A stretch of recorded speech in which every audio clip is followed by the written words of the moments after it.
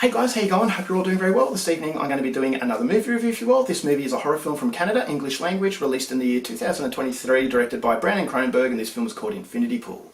So Infinity Pool takes place in a fictitious country. We've got a beautiful resort where foreign tourists are having a lot of fun, but the rule is that they can't go beyond the perimeter. So they don't know why, but the main couple in this movie, they're not going to try and push the boundaries because there's nothing worse than getting in trouble in a foreign country. But then they meet the mysterious and beautiful stranger who convinces them to go to a party with her outside the perimeter. But on the way home from this party, tragedy strikes that causes the local authorities to become involved, and this is the start of their nightmare. So what that nightmare is something you're going to have to find out for yourself, because that's as far as I'm going with my synopsis.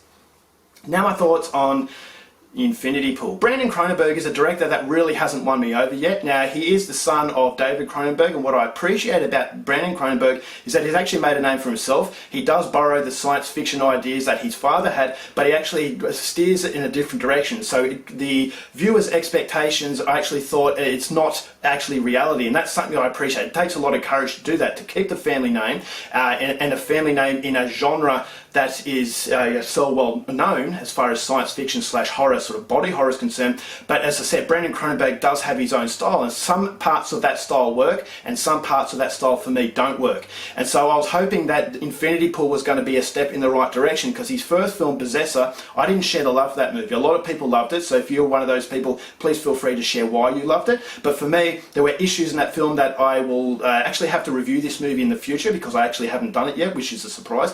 But there were moments I just thought as though it really held down the enjoyment, and I thought as though, yes, it's very interesting and it's very, very different, but I just thought as though there was something that was really getting in the way. And so I was hoping that it wouldn't be the case with Infinity Pool. Now, I will say that Infinity Pool does have a very, very unique concept. Those concepts surround violence and how we see violence, and if violence is not happening to you, it's almost like it doesn't matter. And so that was a very disturbing element that this movie had, and that was the very interesting science fiction concepts that it had as well, that keeps your interest from start to finish. But unfortunately, it does have those errors that were present in Possessor. And so that's something I'll go into a little bit later. But what I liked about the film, as I said, it is a commentary on violence and how we see violence, and how someone can be so disconnected from someone else's plight.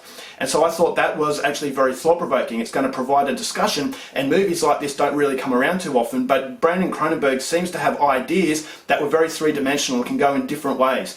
And so yes, you're watching a film that has a very graphic nature that's quite shocking and offensive, but at the same time a very psychologically tormenting experience. So this movie has a very dreary quality to it. It's a very unnerving film. You don't know what's outside these perimeters, but you know that something bad is going to happen. And when something bad happens, this is where the really graphic nature really shocks an audience. If you're easily offended, do not watch this movie. Do not watch anything by Brandon Cronenberg, because he does push the boundaries as far as decency is concerned. He does stick his middle finger up at those that are easily offended. He's made films that appeal to a very specific audience, and that specific audience is his audience. So he knows what he can do, he knows what he likes to do, and he knows that people like that. And so he's going to follow what his fans want. He's not going to follow what the majority want. He's not going to water down his movies to appeal to the masses. And so directors like this, although, as I said, I haven't been won over, they need to be applauded. They need to be encouraged, because unique ideas are a thing of the past these days. And so Brandon Cronenberg is someone who does possess a lot of unique qualities, a lot of science fiction qualities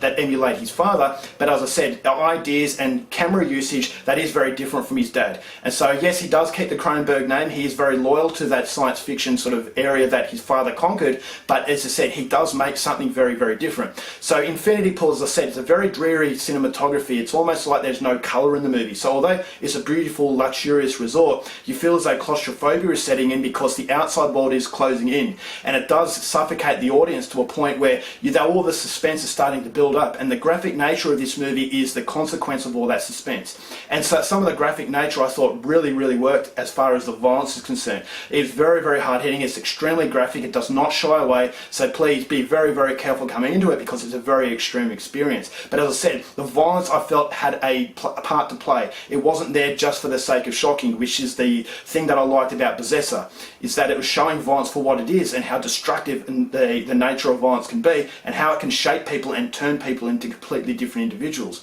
And so that was all very, very interesting. I thought as though the acting from Mia Goth was actually very, very good. She was the best character. Alexander Skarsgård plays the main character.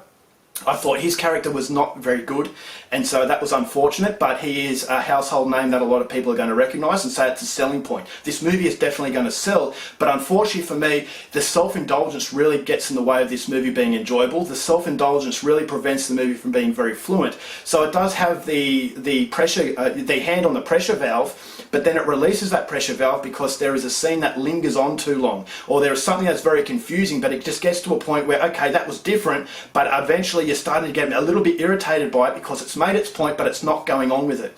And so it's like that person that tells that joke that was funny to start with, but if you keep telling it, it starts to become a little bit irritating. And this movie has that irritating quality to it, not only through the pacing issues and the disjointed nature that the movie has, but also Alexander Skarsgård's character. Now, he's the character that you really should sympathise for, because he is the one that's going through most of this nightmare, but I just didn't gravitate to his situation. I just didn't really care because he wasn't a very likeable individual. I never really believed him. And so that was the point of the film. It was trying to actually give you that sense of sympathetic quality and give you the sense that people can change and how violence can actually corrupt someone's mind. But if you don't care about a specific person, that sort of element to a movie won't work. And when that element of the movie is one of its main draw cards, this is unfortunately where the problem does lie. And so by the end of the film, I just thought as though it outstayed its welcome. It's way too long. As I said, Alexander Skarsgård character is really, really annoying, and so I never really gravitated to his plight. And I thought there was some sexuality in the movie that just come out of nowhere. It's completely unnecessary. So the violence does play a role, but the sexuality in this movie, I just thought as though it was thrown in there just to shock an audience, and it's very easy to do that, but I just thought, why was it there? And I just couldn't help but feel as though it would have made its point if it didn't show it. And so, as I said, the violence plays a draw card as far as graphic nature is concerned, because the whole film, revolves around violence. But as that sexuality that I just thought was a little bit immature. It was something that I wanted a little bit more from, as far as this director is concerned. So it's the self-indulgence. He has a unique style, and unfortunately he knows he has a unique style, and he's just playing it to a point where he's just showing off.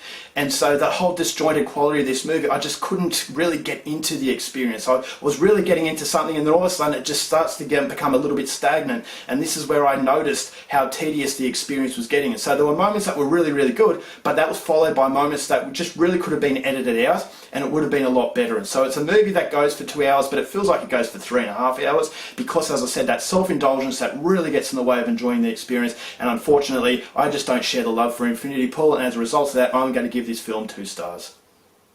Alright guys, that's it for my review. Hope you enjoyed it. Till next time, encouraging movies, and I'll see you later. Bye.